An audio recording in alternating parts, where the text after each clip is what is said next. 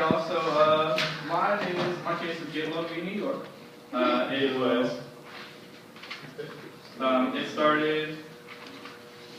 case started in 1920, and it was immediately after the big Red Scare and everything. The case was about Benjamin Gitlow, who's a member of the Socialist Party of America. He lived in New York, and he had his own newspaper called The Revolutionary Age, where he published a copy, or he published the Left-Wing Manifesto, which was a big paper that was a part of the socialist movement. And he was convicted under the New York criminal anarchy law for spreading the things about socialism, which were a lot of overthrow, capitalism, government, that kind of stuff. Mm-hmm. So I'm going to go over here the main points of each side of the case. And at the end, you guys are going to decide who you think won. I had candy for the winners, but someone stole it. Alright, so first we have Gitlow's side here. One of his big points was the freedom of speech, obviously. He should have the right to publication, right? He says that every citizen should have it, even, anarchists, socialists, whatever, people who want to overthrow the government. But, and he says that, he said that it was just an exclamation, and he was just trying to persuade people to his ways. He wasn't trying to do anything bad. Also, the 14th Amendment, he thought, applied to that, the due process clause, that he should have all of his rights there that should be protected, including the First Amendment, freedom of speech. And he said that it was actually harmless. All of the stuff that he did, nothing actually ever happened. There weren't any riots or violent overthrows, nothing like that, that he was actually trying to suggest, but nothing actually worked. So on the New York side of it here, their biggest thing was the New York criminal anarchy law, which convicted people for advocating the violent overthrow of government, which is pretty much exactly what his paper said. So, and that was a law passed back in 1902 after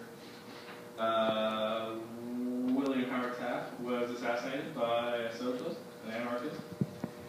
So they're still pretty bitter about that. This was after the Red Scare too, so they're pretty pissed at them. And in 1833, there was a case called Barron v. Baltimore, where the federal courts actually couldn't interfere with the states. That the states could put any kind of restrictions on First Amendment stuff, like when they actually decided in the beginning that freedom of speech only applied to like federal laws and that kind of stuff, like big Supreme Court cases. They actually said that states were pretty much free to enact their own restrictions on the Bills of Rights. And they were pretty much relying on the due process clause where they couldn't deprive anyone from life, liberty, or property, but kind of can be interpreted anyway. So actually, that was the standing law at that time. So that's both sides there. You guys, I got one of these fancy polls that Remy always does. So, out with your phones. And who do you think won the case? Based on 2 points there. Who usually won the case?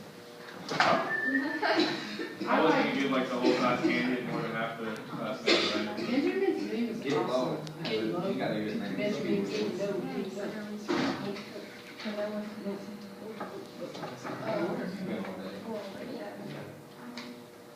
So you're at 2. Oh, 652. I don't even talk to you.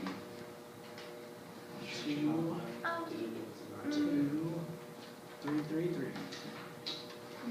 Can you, what's the I would do question? these at the KU game.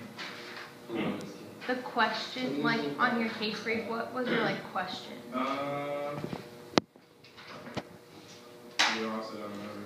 It was something about the freedom of speech. It's like, should his rights be restricted like that? Like, should there be limits on the freedom of speech? Okay. Like, where do you draw the line? Yeah. I was looking back.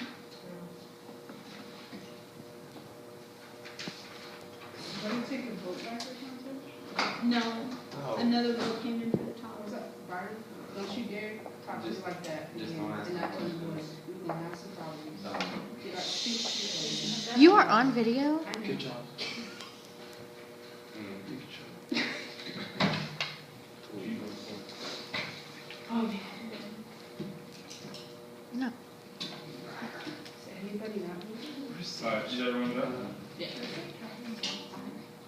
Only 8 people voted? I don't know. I guess no one really cares. It's like regular votes.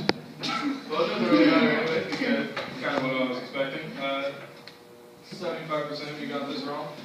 No way. The one. Got you. The one. Got you. I just did Red Scare. How did he win? New York won the case because. Because of the state. Yeah, because like if this case was done nowadays, Gitlow definitely would have won.